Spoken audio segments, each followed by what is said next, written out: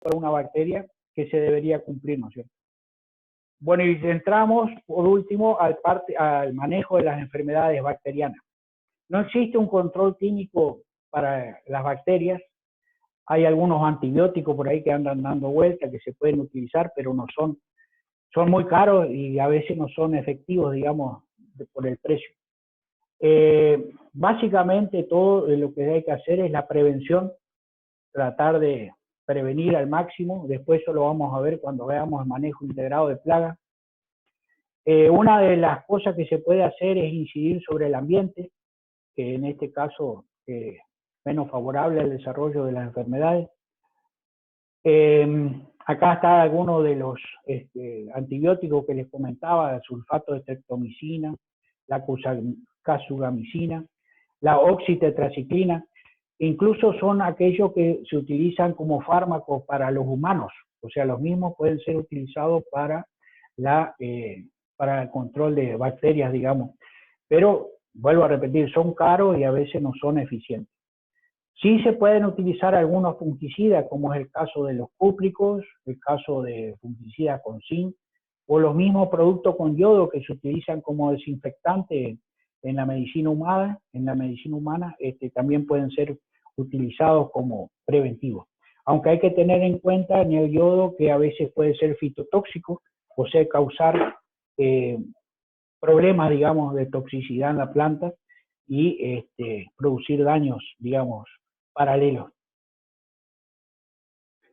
En cuanto al control cultural, evitar condiciones de humedad, sobre todo los almácigos, a tratar de hacerlo sobre el nivel del suelo, en el caso de emisiones, para evitar, digamos, facilitar la percolación del agua, ¿no es cierto? Y evitar el encharcado. Disminuir las densidades de manera que haya ventilación entre los plantines en este caso, así de esa manera hay mayor corrimiento de viento y evitar, digamos, condiciones favorables para las bacterias. Sustrato estéril o no infectado, se puede hacer solarización en el caso de almácigos, eso vamos a ver más adelante. Rotaciones de cultivo, esto es importantísimo. A pesar de que se observa que siempre hay rotación de cultivos anuales, mandioca sobre mandioca sobre mandioca, me parece que la rotación de cultivo debería ser fundamental. Cortinas rompevientos, sobre todo protegerle el lado sur-suroeste, o sea, de la zona del Paraguay, que es donde vienen los vientos con tormentas. Y esos son los vientos que producen la diseminación de bacterias por todos los lotes, ¿no? Y entramos al ciclo del Agrobacterium, específicamente, que el Agrobacterium es el que produce la enfermedad de las agallas. Afecta a paraísos, afecta a varias de álamos, la produce. Es una bacteria que está presente en el suelo y también afecta a los cultivos vegetales, ¿no? Vamos a ver después. Si empieza el suelo acá en la base del lado izquierdo, van a ver que las bacterias se encuentran en el suelo, tienen los flagelos marcados y por lo tanto la forma de llegar al hospedero, o sea, el primer tronquito que se ve hacia la izquierda, es básicamente en condiciones de vivero, sobre todo en aquellos viveros de campo, que todavía pueden ser frecuentes en algunos lados, aunque en muchos casos ya con el uso de sustrato estéril se ha solucionado bastante este problema, ¿no es cierto? Pero llega al campo ahí, llega al tronco. Este tronco se puede producir heridas, ya sea por el paso de azada, por el paso de machete o alguna herida, alguna labor cultural. También puede ser relacionada con el gerto, ¿no es cierto? En el caso de los tales. La rosa es muy sutil y también los neros, los sinuelos. Una vez que por estas heridas y sobre todo dejando las herramientas o poniendo en contacto el suelo infectado con las heridas, fíjense que empieza a multiplicarse. Entra por la herida la bacteria y empieza ese proceso de colonización y de multiplicación. ¿Qué es lo que pasa con esta bacteria? Empieza a producir ácido indolacético, o sea, es una hormona, que es una de las formas que producen patogenicidad los organismos. Las hormonas, este ácido indolacético hace que se produzca una rápida proliferación de células, una multiplicación, lo cual hace que se produzca la galla. Una vez que se produjo esta galla, la bacteria puede desaparecer, pero la galla seguir formándose y formando callosidades, aunque en ese caso ya pierde el poder infectivo, ¿no es cierto? Y ese es lo que le da el nombre a la enfermedad, que es el nombre de agalla de corona, porque se da generalmente en la parte inferior de los troncos, ¿no es cierto? Y por lo tanto puede permanecer en el tiempo o en el suelo bajo restos de este vegetal porque produce el anillado de ese árbol y por lo tanto va a producir la muerte del mismo. Así que eso es el ciclo completo. Entonces, el ácido indolacético es una de las características que produce esta bacteria y que es el que hace la producción de estas agallas. ¿Cómo se puede chequear si hay agallas? Si esas agallas, o sea, van a ver en la foto de la izquierda que hay agallas en el tronco, eso puede ser por situaciones fisiológicas o por presencia del agrobacterio, ¿no es cierto? Entonces, para chequear si es una u otra forma, se utilizan plantitas de tomate. Con una navaja se pasa, digamos, la navaja cuando todavía está activo la galla esta, se pasa la navaja 2 o 3 veces de manera de sacar jugo de esa galla y se hace pequeños cortes, como se observa en el de la derecha, sobre plantines de tomate, tratando de no quebrar, por supuesto, el plantín de tomate. En el término de 7, 10 días, si es Agrobacterium, acá deberían formarse agallas. Si estas agallas de la izquierda son por causa fisiológica, ahí se cicatriza y directamente no pasa nada, digamos. Entonces esta sería la forma de diagnosticar el tema de causal o por si la causa fisiológica, la presencia de la agalla. Yo haría un recreo de 5 minutos, si te parece, porque yo estoy terminando acá con esto de la parte de bacterias. Y si alguien tiene alguna pregunta, alguna duda sobre esta clase o la clase de la pasada, luego de este recreo de 5 minutos podemos hacer esas preguntas, si te parece, Adrián, vos que sos el administrador. Sí, si hay alguna pregunta que la hablen por el micrófono o que la escriban en el chat y yo la leo, no hay drama. Ah, bueno. Y hacemos eso, sí, para si quieren hacer un mate desde Sí, su 2 o 3 casa. minutos, 2 o 3 minutos. Sí. Sí, así es, alguna.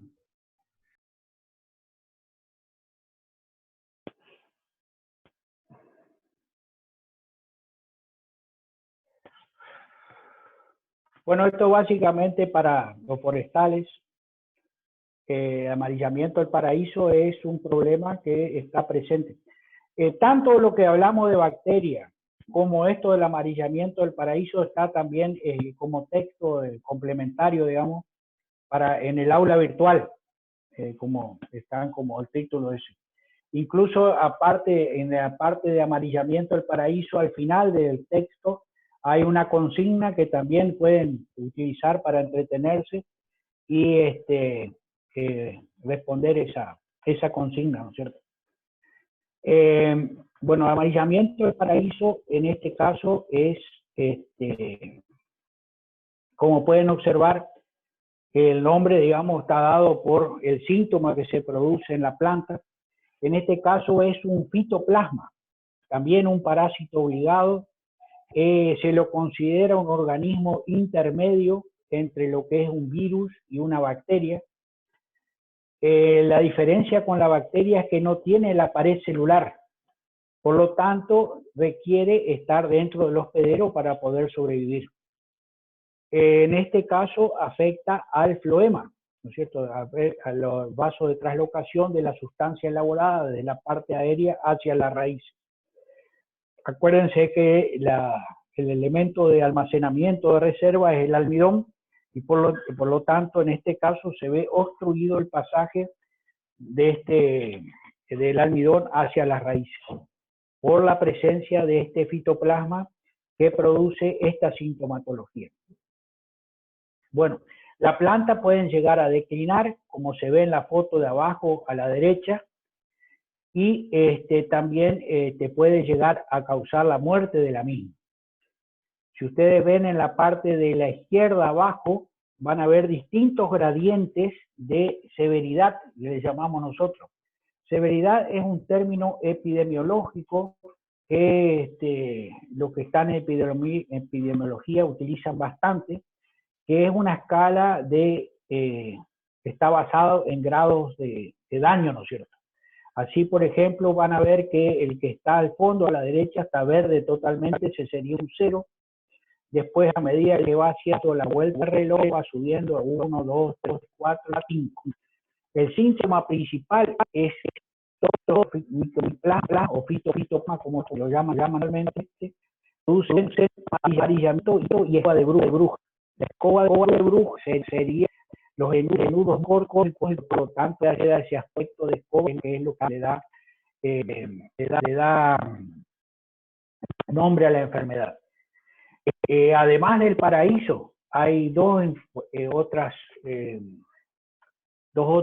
enfermedades causadas por fitoplasma que son importantes, que es el espiroplasma citre que causa en Japón el declinamiento o el amarillamiento de mandarinas, de satsumas, digamos, de las variedades tempranas.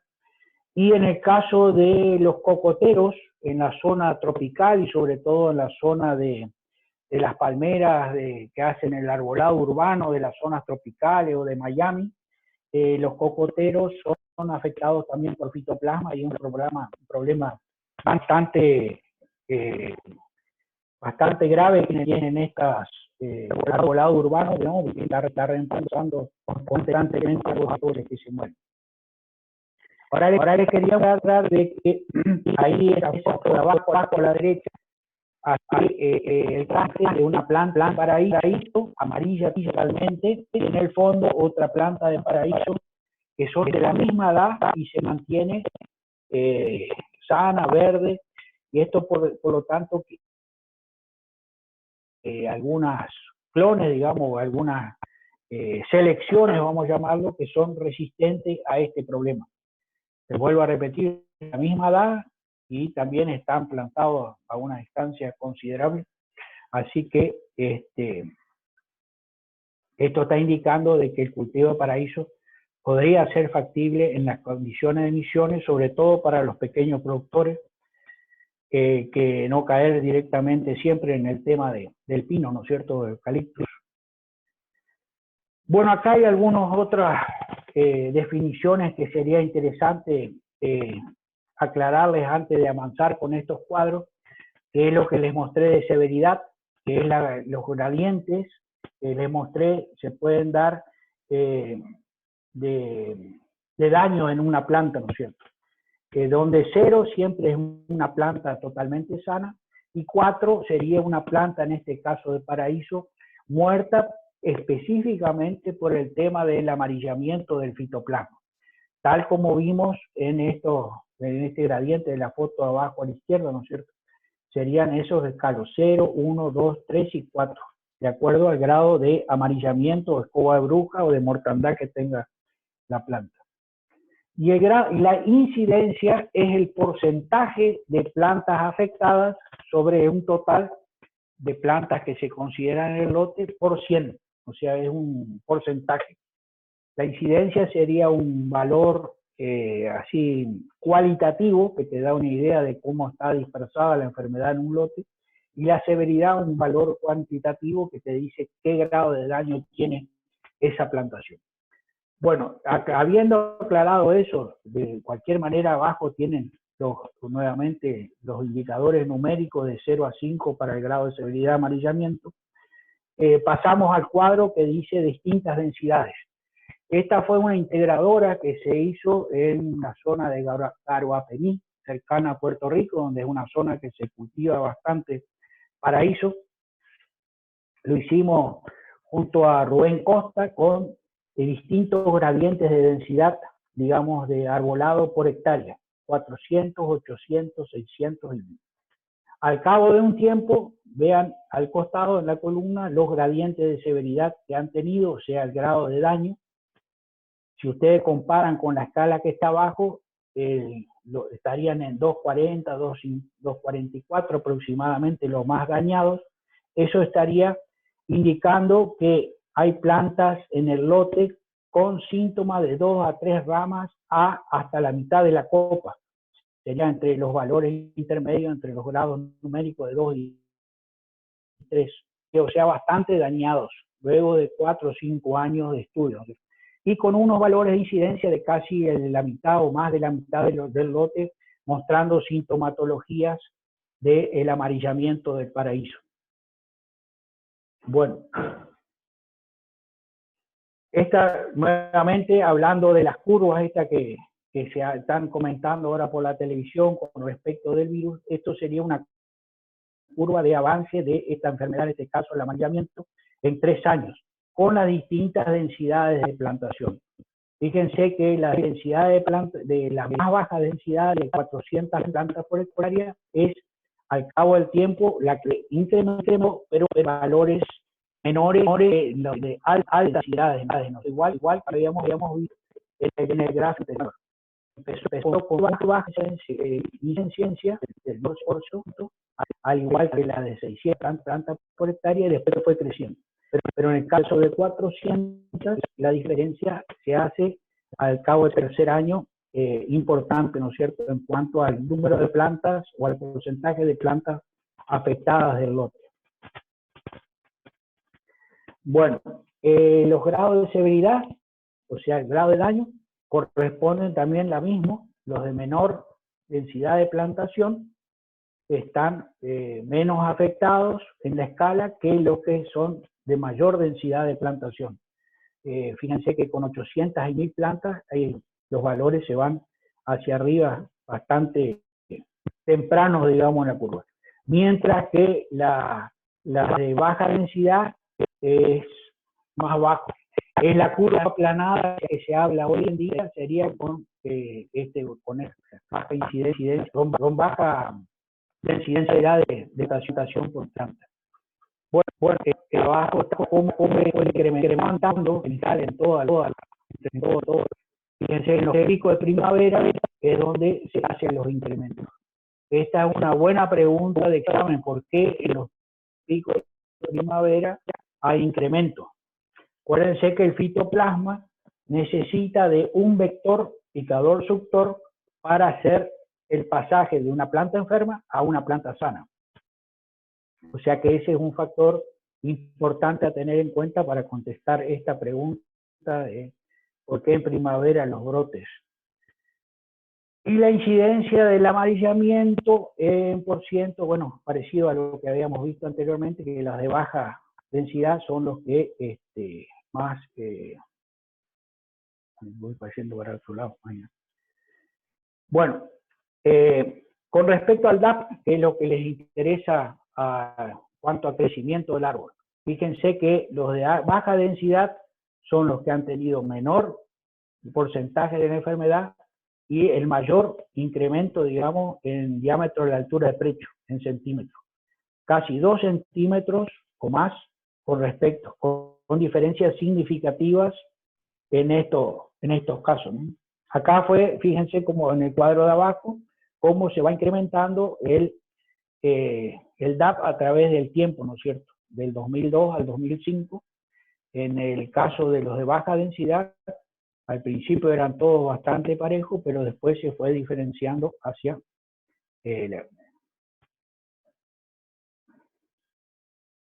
y en la altura, bueno, la altura en realidad no es muy importante, pero también no hay mucha diferencia en cuanto a la altura entre todas las densidades. Pero ese parámetro no es generalmente de importancia dentro del ámbito forestal, ¿no es cierto? En ese lote hicimos aplicaciones de antibióticos, que les decía, el antibiótico es una alternativa para el control de bacterias y sobre todo en este caso de fitoplasma, pero no encontramos mayores respuestas a las aplicaciones de estos antibióticos, ¿no es cierto? En las plantas tratadas versus las no tratadas no hubo mayores diferencias en cuanto a los parámetros utilizados, ¿no? Este era el prototipo que utilizamos con una manguera de alta presión y de acuerdo al diámetro del tronco, varios eran el número de bombeos que se hacían. Lo habíamos diseñado con Ricardo Callaba, me acuerdo, en ese momento, este prototipo. Y el otro factor que es también relacionado al tema de los clones, que éramos la foto que veíamos contrastante, es este ensayo de comparación de clones de paraíso. Estos clones de paraíso se obtuvieron en medios de cultivo, como vimos en la clase pasada, digamos, tratando de limpiar la presencia del fitoplasma, o sea que eran individuos totalmente sanos, clones iguales a las plantas madre que se habían elegido por alguna característica y llevados a campo, ¿no es cierto? En este caso a dos sitios. Uno en Puerto Esperanza, con un suelo rojo profundo y de desmonte reciente, o sea, una muy alta fertilidad. Y el otro en Cuartel Río Victoria, un suelo tipo CIA, o sea que ya tenía algo de piedra, un perfil menos profundo, y un yerbal viejo, o sea, de replante, de menor fertilidad o baja fertilidad. Entonces, ¿qué pasa? En Cuartel Río Victoria vamos a ver que compararon distintos clones, están ahí de la izquierda, ML16, M3, M14, y el Alcázar, que es el último, y van a ver el porcentaje de árboles muertos, el número de árboles muertos, el porcentaje de incidencia, o sea, la cantidad de árboles afectados y los grados de severidad que tenían estos individuos. Y contrastado con lo de Puerto Esperanza, donde si bien hubo bastante incidencia, o sea que hay muchos árboles que mostraban síntomas, fíjense que el número de árboles muertos es mucho menor y el grado de severidad es mucho menor, sobre todo en el ML3, donde hay igual número de árboles con severidad, y en el Alcázar, donde hay 0,8% nomás, 0,8% de severidad, o sea que muy poco daño, ¿no es cierto?, en esos árboles, que son las fotos que contrastan. ¿Cómo fueron de tolerancia? Esta palabra tolerancia es lo que yo uso realmente para analizar aquellas plantas que presentan sintomatología de la enfermedad, pero no llegan a producirse la muerte de la misma, o los rendimientos nos llegan a afectar a tolerancia, porque tenemos plantas susceptibles, medianamente susceptibles, muy susceptibles o resistentes. La resistencia, acuérdense que es una sola, o es resistente o no es resistente. Los otros son grados de susceptibilidad, y en ese parámetro es donde interviene la palabra tolerancia, que quiere decir que manifiestan alguna sintomatología, pero no disminuye su desarrollo, crecimiento y los rendimientos finales. Bueno, acá lo que estoy mostrando es el desarrollo del DAP, o sea, el diámetro de la altura de pecho en centímetros de estos individuos. Fíjense que el Alcázar, el denominado EA, que es el Alcázar, como ha alcanzado 35 centímetros en 14 años, digamos, del ensayo, mientras que el amarillo, que corresponde al H4, o el Bordeaux, que corresponde al ML16, directamente casi tiene la mitad, o un poquito más de la mitad en desarrollo y con alta incidencia del problema. Entonces, fíjense, acá tienen los datos de todos, y de acá se rescatan que por lo menos los clones, el Alcázar, el EA el ML14, el ML3 han tenido buen crecimiento de DAP con una severidad de baja a moderada y si bien todos los árboles han manifestado incidencia del problema, o sea, manifiestan presencia del problema. Y en esa foto que les mostré al principio está contrastado el ML16, que fíjense que tiene un grado de severidad de casi el árbol muerto, como habíamos visto, contrastado contra el Alcázar, el EA con 0,65. Por lo tanto, a partir de esto, yo creo que la producción de paraíso es factible de realizar. Este es el incremento periódico anual, es algo que utilizan los forestales, básicamente, y también donde comprueba de que el Alcázar es el que ha tenido a lo largo del tiempo los mayores crecimientos, ¿no es cierto? Y bueno, estas conclusiones son sobre paraíso, densidad alta, luego baja, digamos, para empezar, seleccionar el uso de clones tolerantes, sitio fértil o antibióticos, todavía con interrogantes.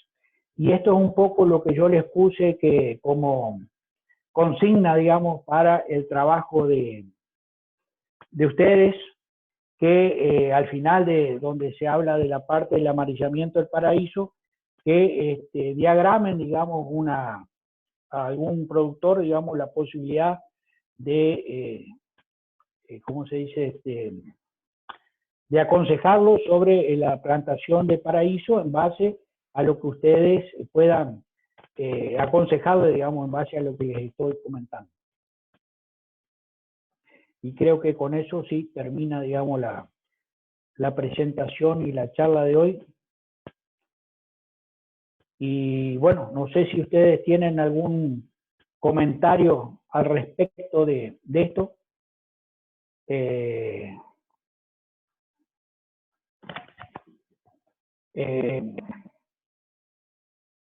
Creo que con esto daríamos por finalizado. No sé si hay alguna pregunta, alguna cosa al respecto de esto, de lo que estamos hablando, de tanto clase de psicología, del arte como la de bacteria y amarillamiento y paraíso.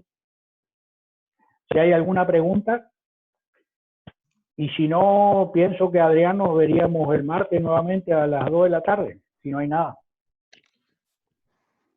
Parece que no hay preguntas ahora, así que salvo que surjan medio ya, nos veríamos el martes de nuevo por este medio. Sí, el martes a las